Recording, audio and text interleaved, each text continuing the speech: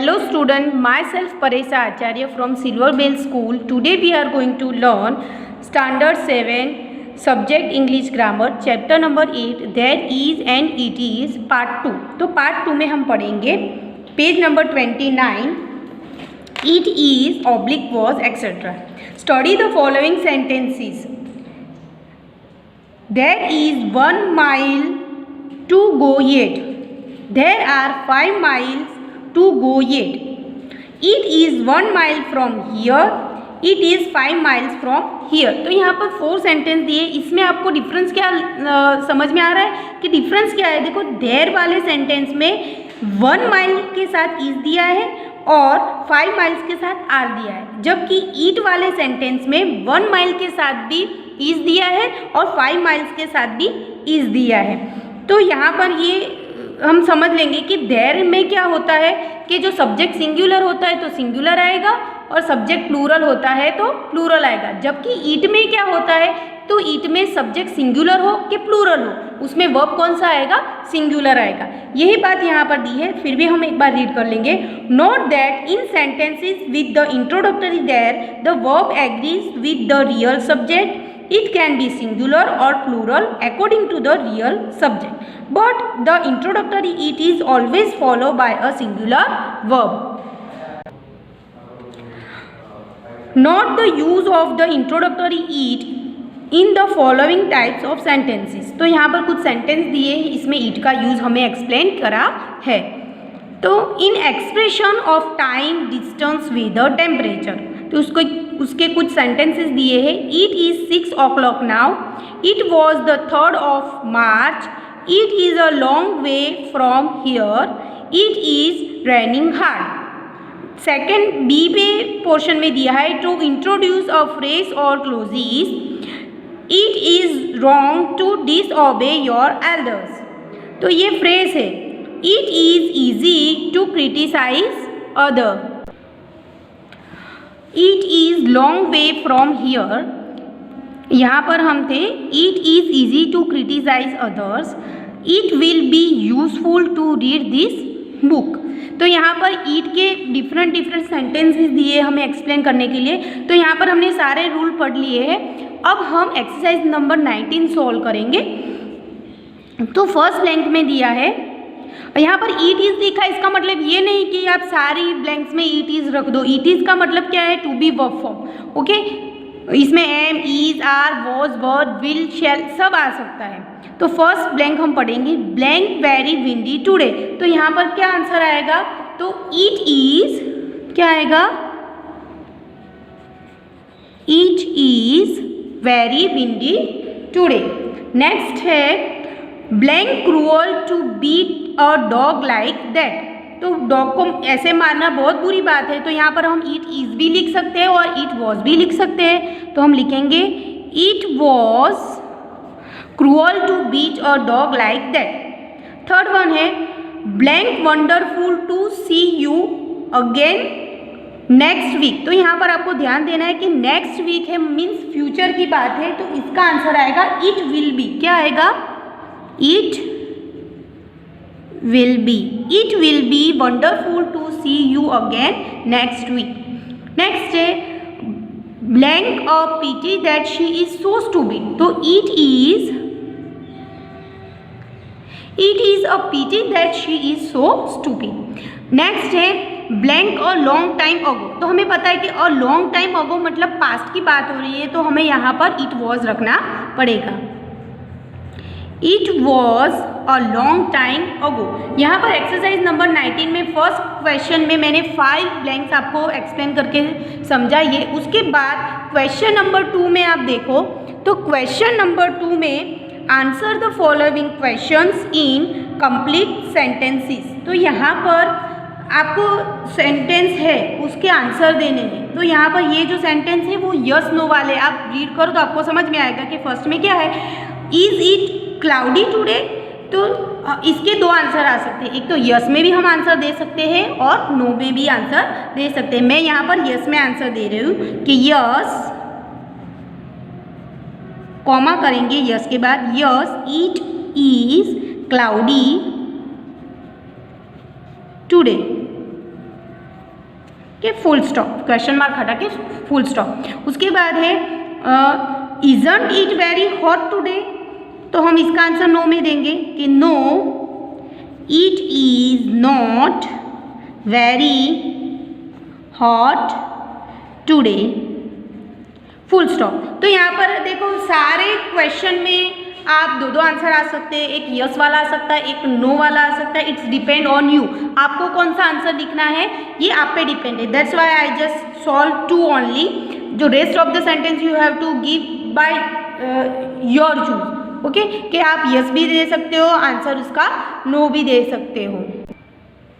Okay, next हम देखेंगे it is and there is compare. यहाँ पर इट इज और देयर इज का कंपेरिजन दिया है। The introductory it is used to express time, weather, distance and temperature. It is also used to introduce a phrase और clause. Then next है the introductory there is use in the sentence of existence. There कब use होता है? Existence, कोई भी चीज का existence मतलब अस्तित्व दिखाने के लिए देयर का यूज होता है। कंपेयर, यहाँ पर सेंटेंस हमें कंपेयर करने हैं, तो it is a long way to Delhi और there is a long way to go.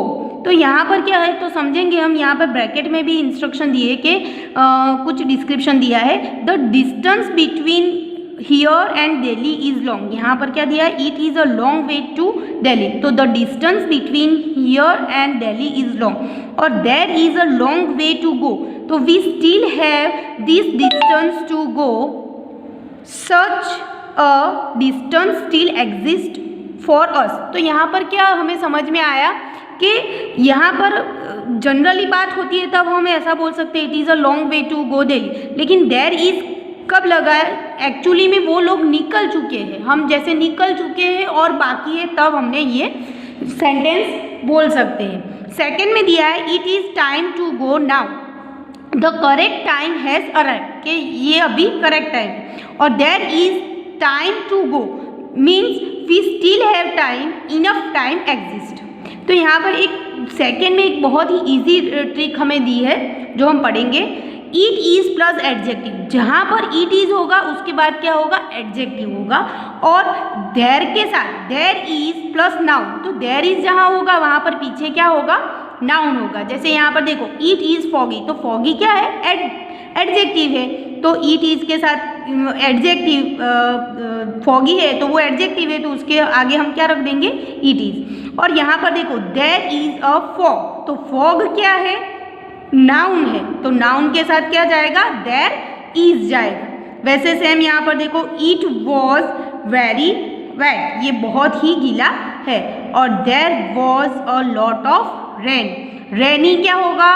Rainy adjective होगा, लेकिन रेन जो है वो क्या है? नाउन है। फिर it will not want be very Sunny, है ना, देखो यहाँ पर सनी वो क्या हो गया? एडजेक्टिव बन गया है ना, तो यहाँ पर इट इज आएगा। फिर देयर वॉन्ट बी मच सन, तो सन क्या है? नाउन है और सनी क्या है?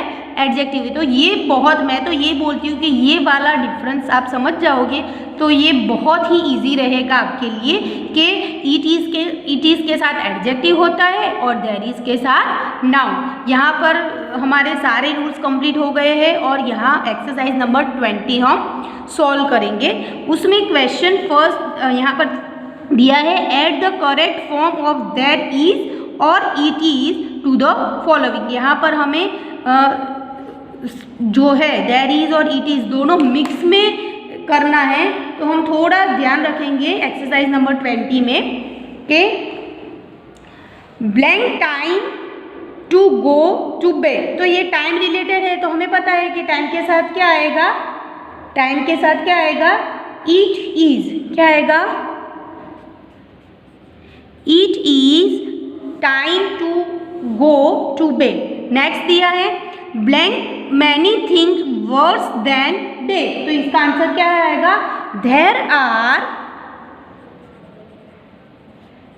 देर are many things worse than day. Third में दिया है blank not clear who is responsible for it, तो it is it is not clear who is responsible for it. Fourth में है ब्लैंक फाइन टूडे, तो it is fine today. Fifth में है blank a good thing to be hard working, तो it is a good thing to be hard working.